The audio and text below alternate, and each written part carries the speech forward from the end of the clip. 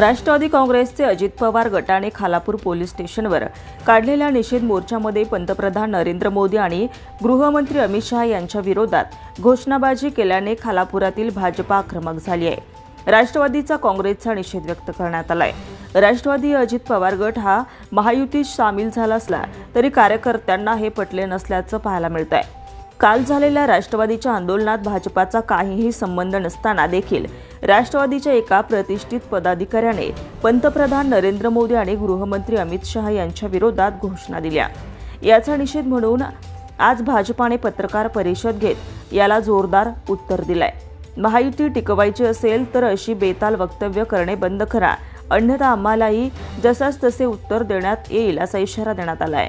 यावेळी भाजपा रायगड जिल्हा उपाध्यक्ष सनी यादव, उत्तर रायगड जिल्हा उपाध्यक्ष विठ्ठल मोरे, कर्जत विधानसभा युवा मोर्चा अध्यक्ष प्रसाद पाटील, खालापूर तालुका सरचिटणीस रवींद्र पाटील, शिरवली ग्रामपंचायत सदस्य संदीप मोरे, खालापूर तालुका चिटणीस विलास रसाळ, युवा मोर्चा चिटणीस महेश कडू, कामगार आघाडी चिटणीस दत्ताराम पाटील, सरचिटणीस खालापूर तालुका युवा मोर्चा विशाल लोते, उपाध्यक्ष मयूर पाटील, मनीष पाटील, नयन पाटील, नवीन देशमुख, प्रदीप इंगळे, अंकुश पोळेकर, अनुप शिंदे, आशिष खराटे, नरेश रसाळ आदी उपस्थित होते।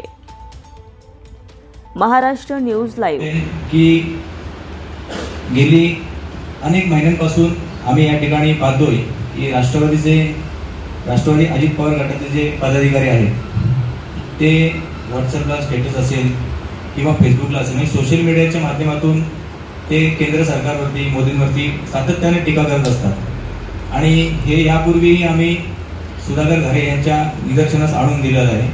त्यांना मी व्हॉट्सअपला फोटो आणि त्यांची स्टेटसचे स्क्रीन रेकॉर्डिंग सुद्धा यापूर्वी पाठवलेले आहेत, परंतु बहुधा ते कार्यकर्ते आहेत त्याच्यामुळे कार्यकर्त्यांना त्यांनी समज दिला नसावा, त्याचीच पुनरावृत्ती पुन्हा ही काल झाली। आणि काल त्या ठिकाणी जे आंदोलन होतं ज्याचा भारतीय जनता पार्टीशी काडी मात्र संबंध नव्हता, त्या आंदोलनामध्ये त्यांच्याच एका कार्यकर्त्याने म्हणण्यापेक्षा मोठं नेतृत्व येते त्या उरण विधानसभेतील अजित पवार गटाचं एक चांगलं नेतृत्व आहे आणि त्यांच्याकडून अशी अपेक्षा नव्हती। त्यांनी मोदींचा, पंतप्रधान नरेंद्र मोदी साहेबांचा आणि आदरणीय गृहमंत्री साहेबांचा म्हणजे अमित शहा साहेबांचा त्यांनी एकेरी उल्लेख केला। त्या ठिकाणी कुठेही त्या आंदोलनाचा आणि भारतीय जनता पार्टीचा कुठेही काडी मात्र संबंध नव्हता, हे मी तुम्हाला पुन्हा एकदा लिहून सांगतो। परंतु असं असताना देखील एक जबाबदार पदाधिकारी, एक जबाबदार नेता तुमचा अशा प्रकारे वक्तव्य करतो। यापूर्वी आम्ही दुर्लक्ष केलं, आम्ही त्यांना सुधाकर भाऊंना आम्ही फोन सुद्धा करून कळवलं होतं याआधी, परंतु त्यांनी तशी तसदी घेतली नसावी कदाचित। आणि कालची जी पुनरावृत्ती झाली त्या अशा प्रकारे टीकेची ती त्यातूनच झाली असावी बहुधा, कारण कार्यकर्ते मान्य करायला तयार नाहीयेत की आम्ही महायुतीतील घटक आहोत। अजित पवार गटातील कार्यकर्ते महायुतीतील घटक आहेत हे मान्य करायला तयार नाहीयेत आणि त्याच्यामुळे हे घडतंय। आम्हाला दुसरी बाजू माहिती आहे की तुमचा प्रतिद्वंद कोणासोबत सुरू आहे, तो भाग वेगळा आहे, त्यात आम्ही जात नाही, आम्ही जास्त खोलात शिरत नाही।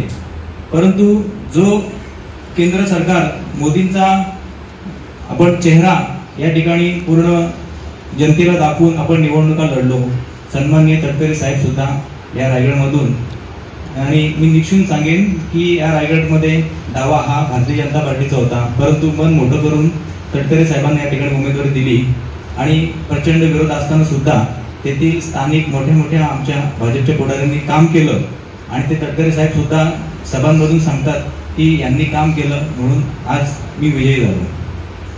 तर या वारंवार होणाऱ्या घटनांचा या ठिकाणी सर्वप्रथम आम्ही आपल्या मार्फत या ठिकाणी जाहीर निषेध व्यक्त करतो आणि याच्या पुढे असं वक्तव्य कुणीही करणार नाही याची काळजी त्या नेतृत्वाने घेणे गरजेचं आहे। खरं तर आदरणीय पंतप्रधान नरेंद्र मोदी साहेबांवर टीका करणे म्हणजे सूर्यावरती थुंकण्यासारखंच आहे। हे त्यांनी समजून घेतलं पाहिजे की आपण कोणाच्या विषयी कसं वक्तव्य करतो। आपली मर्यादा आपण सोडावी नाही याची काळजी त्यांनी घेणे गरजेचं आहे, परंतु असं होताना दिसत नाहीये. म्हणून आज आम्ही या ठिकाणी ही पत्रकार परिषद घेतोय आणि त्या सर्व पदाधिकाऱ्यांचा कार्यकर्त्यांचा निषेध करतो की ज्यांनी आजवर फक्त केंद्र सरकारवरती टीका करण्याचं काम महायुतीच्या सरकारमध्ये राहून केलेलं आहे, त्या सर्वांचं मी आणि अजित पवार गटाचं या ठिकाणी मी जाहीर निषेध व्यक्त करतो. दुसरा मुद्दा असा आहे की नुकताच जी राज्यसभेची निवडणूक झाली त्या निवडणुकीमध्ये माजी आमदार धैर्यशीलदादा पाटील हे बिनविरोध निवडून आलेले आणि राज्यसभेवर. Subscribe now and press the bell icon. Never miss an update.